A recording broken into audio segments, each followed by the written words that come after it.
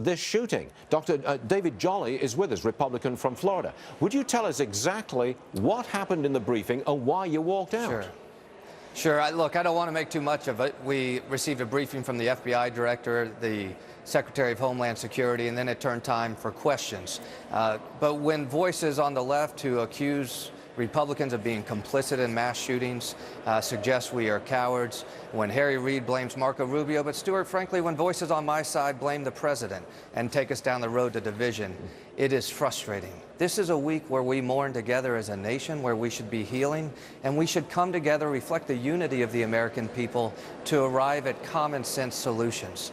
You know, the heartbreak in Orlando was compounded by the heartbreak of a Congress so divided and intent on playing politics. The New York Times has fed into that. But it's one extraordinary stretch, isn't it? To go to what the New York, that's a stretch and a half.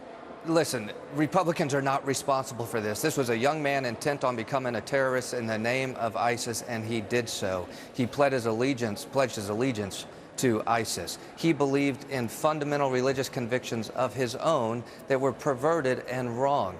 We do need to recognize this was an attack not just on America, but on the LGBT community, a community that's fought for equality, fought for freedom for generations. They had that freedom attacked in Orlando, and we all need to recognize that, including Republicans. But to suggest Republicans bear blame for this is really an insult to the American people coming from the New York Times, and it's wrong.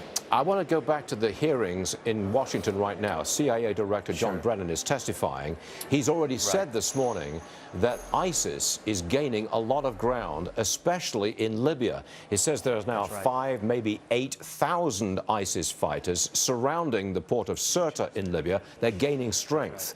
Congressman Jolly, what's your response to this? So I've had an opportunity to travel extensively through the Middle East, went down and saw the border between Tunisia and Libya and the soft border and the challenges that provide. He's exactly right.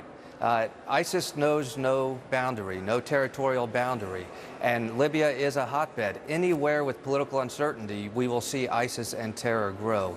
It is a threat that we have to confront every day and defeat them overseas. Do not let them come to our shores and fight on our soil.